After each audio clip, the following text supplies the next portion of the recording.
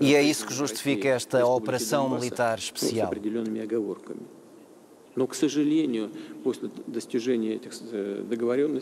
Estamos abertos a negociações. Намерений создать благоприятные условия для продолжения переговоров, мы столкнулись с провокацией в населенном пункте Буча, к которому... Falei hoje com o presidente turco, que lembro, propôs que houvesse um encontro entre Putin e Zelensky em Istambul. И позиция наших переговорщиков с Украины по дальнейшему... Mas nós vemos que os ucranianos não estão... Они отошли от своих прежних намерений вынести за скобки вопросов гарантии безопасности, вынести и на территорию... Não estão interessados em renegociar as fronteiras e não querem permitir que a Crimeia se mantenha sob a alçada russa. Просто указали в двух статьях, что эти вопросы должны решаться на встрече глав государств. Но для нас понятно, что эти вопросы, если мы отнесем их на Estamos confrontados com a provocação que nos fizeram em Bucha, a encenação do massacre. И не будут в этом случае подписываться под гарантиями безопасности, не решив вопрос территориального характера в отношении Крыма, Севастополя и Республики Донбасс, мы просто не можем. Nós vemos que os ucranianos não estão interessados nas negociações. Результату. Вот это то, что я хотел бы сказать в начале. Наверняка у нас будет много вопросов, связанных с этой ситуацией. Может быть, и по другим вопросам поговорим. Я очень рад вас видеть. Добро пожаловать в Москву. E na proposta de acordo apresentada pela Ucrânia, estes pontos que acabei de enunciar, como a parte leste regressar para o domínio da Ucrânia e a Crimeia também, são pontos para nós inegociáveis, mas que a Ucrânia mantém como exigências.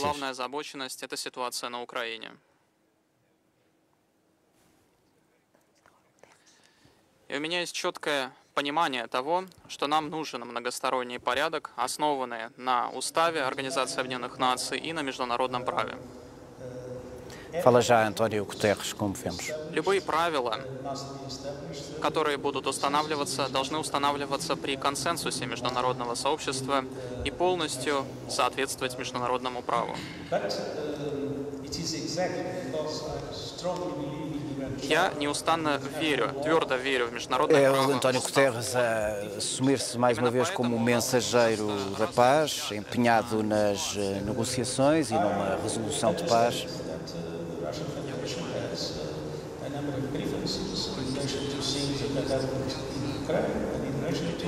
Agora só estamos a ouvir em russo, Rita, não é? Estamos o sinal que nos chega, afinal. Ouvimos António Guterres, mas enfim, fazemos aqui o balanço daquilo que Putin disse. Putin a dizer que, no fundo, a repetir toda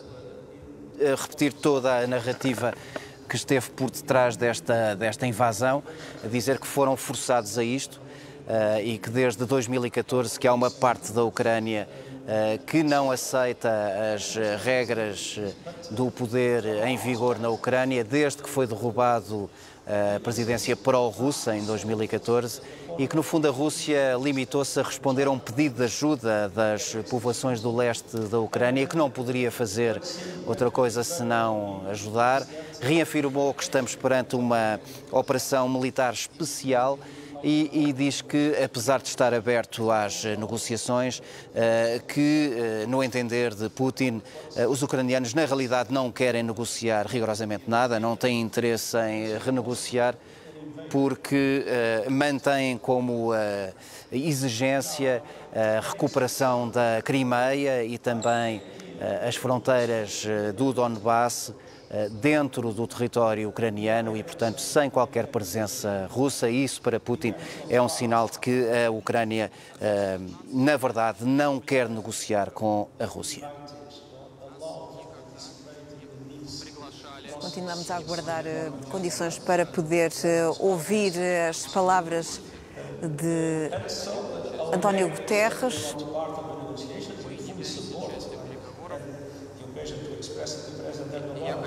Para já dizer que o objetivo número 1 é ajudar nas conversações que possam conduzir a uma solução do conflito.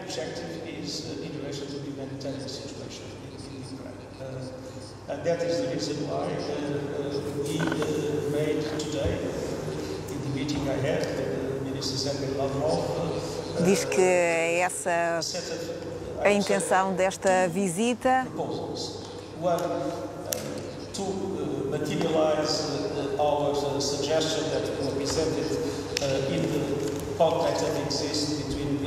Fala agora de duas propostas. Uma delas é criar um canal aberto através das Nações Unidas que permitam o contacto entre o Kremlin e Kiev. Dessa forma também poderia ser articulada a chegada de ajuda humanitária às populações.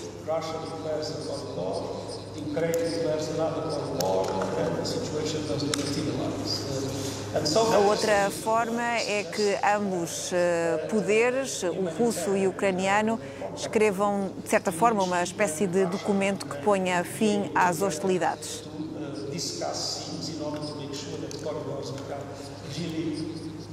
Sublinha a necessidade, a urgência de serem discutidos argumentos, serem ouvidas as duas partes.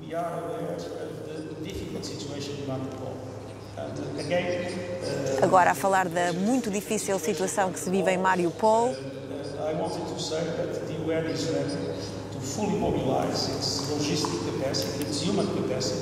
é necessário encontrar formas logísticas de chegar apoio aos civis que estão nomeadamente no complexo industrial da Azovstal, muitos deles sem comida nem medicamentos.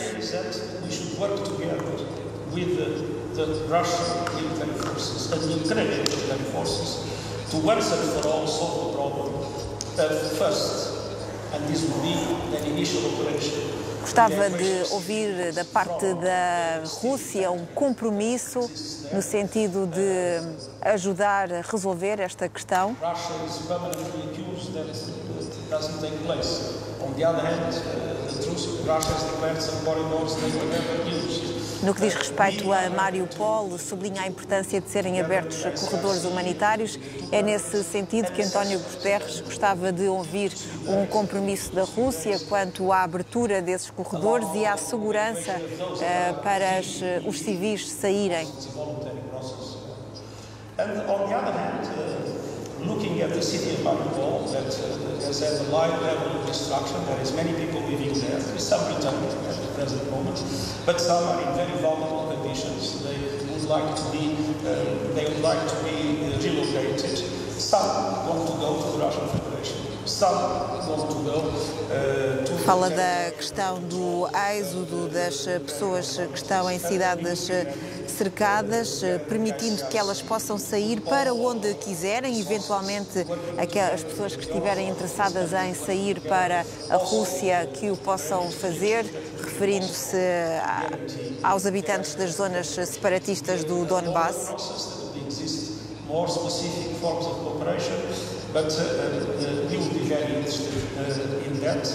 Nós, Nações Unidas, estamos disponíveis para permitir no terreno, garantir as condições no terreno para essa retirada de pessoas e a viagem para os destinos que procurem.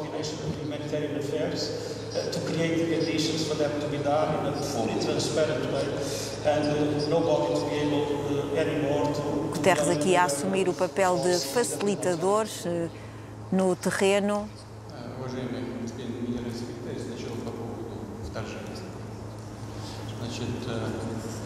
Estão lançadas as propostas de António Guterres. Vamos aguardar para perceber as respostas de Vladimir Putin.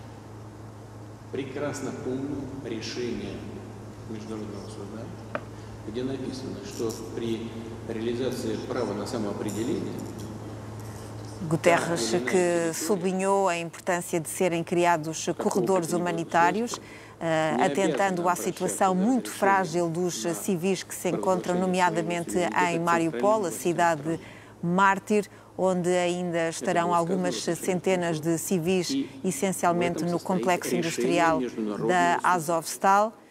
Guterres foi inclusivamente bastante crítico da posição russa, dizendo que a Rússia anunciou corredores humanitários que depois acabaram por não ser efetivamente abertos e que isso era uma prioridade neste momento. A Rússia deveria ter esse papel, não só de permitir que as pessoas fugissem para outras partes da Ucrânia, como até para a própria Rússia. O importante era aliviar... Daí que tenha desafiado a Rússia a assinar um compromisso de que realmente vai permitir a abertura destes corredores. Mas como vimos, e agora Putin responde, mas está a responder em russo, nós não temos condições para fazer a tradução, mas como Putin há bocadinho disse, enfim, e seguramente estará a reafirmá-lo, Putin limita-se a dizer que a Rússia, no fundo, foi em auxílio de uma parte dos ucranianos pró-russos que lhes pediram ajuda porque estavam a ser perseguidos e violados pelo poder na Ucrânia. O mesmo discurso, é o discurso que a Rússia tem feito já nestes 3 meses de guerra e naquilo que a antecedeu. Nesse aspecto há aqui uma coerência grande por parte do Kremlin e Putin aqui, no fundo, a pôr essa cassete, perdoe-se uma expressão, das razões que levaram a esta operação militar especial, como ele voltou a invocar, e portanto nunca falando de guerra, mas sim da operação militar especial em curso. Putin, que neste momento estará a dizer que espera que as conversações com a Ucrânia cheguem a um bom porto, embora também já nesta reunião com Guterres tenha dito que nesse telefonema que fez com Erdogan, que continua a tentar ser o mediador das duas partes, voltou a frisar que são os ucranianos que não estão disponíveis para estas conversações com vista ao fim do conflito. Sim, Putin disse há pouco naquela primeira intervenção que claramente quem não tem interesse em negociar são os ucranianos, tendo em conta que mantêm como exigência recuperar a Crimeia e o leste para território ucraniano. Lembramos que quinta-feira será a vez de Volodymyr Zelensky receber António Guterres, o presidente ucraniano, que foi crítico do facto do secretário-geral da ONU ter começado este périplo por Moscou e não por Kiev. E, portanto, quer dizer, no fundo esta reunião, a expectativa em torno dela era relativa e, no fundo, está a confirmar-se exatamente isto. São duas posições diametralmente opostas. Era aquilo que dizia Guterres no encontro que teve com Sergei Lavrov, o chefe da diplomacia russa, que, no fundo, conclui que a ONU e a Rússia têm duas formas completamente diferentes de ver o que se passa na Ucrânia. A ONU vê uma guerra trágica e injustificada e a Rússia vê apenas a tal operação militar especial. Tinha sido muito foco na defesa das regiões separatistas, nomeadamente do Donbass, também na questão da Crimeia, argumentando que o governo de Kiev continua sem reconhecer a independência deste território e que, portanto, é como se estivesse a definir linhas vermelhas em que, não havendo um consenso em relação a estas duas zonas, por um lado Donbass, por outro a Crimeia, todas as conversações com Kiev ficam sempre, de alguma forma, feridas. De sublinhar que uma das propostas que António Guterres fez há instantes, pudemos-lo aqui assistir em direto, foi, por um lado, que as Nações Unidas se assumissem como um canal de diálogo, uma ponte de diálogo entre os dois países, a Rússia e a Ucrânia, com vista, desde logo e numa primeira fase, a permitir a tal abertura dos corredores humanitários, mas depois também numa tentativa de concertar posições entre os dois países. A segunda proposta que ofereceu a Vladimir Putin era a assinatura de um documento por parte dos russos, mas também por parte dos ucranianos, a pôr fim a este conflito. Essa seria naturalmente a situação ideal e que poria fim então a esse conflito, mas neste momento será exatamente a esse repto que Vladimir Putin estará a responder.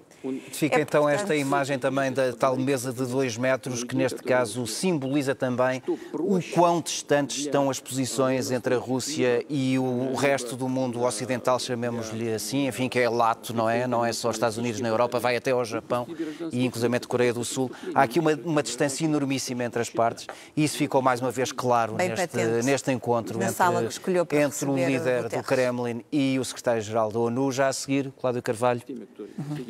Vai continuar a acompanhar esta importante reunião, Cláudio, para perceber que resultados poderá vir a ter.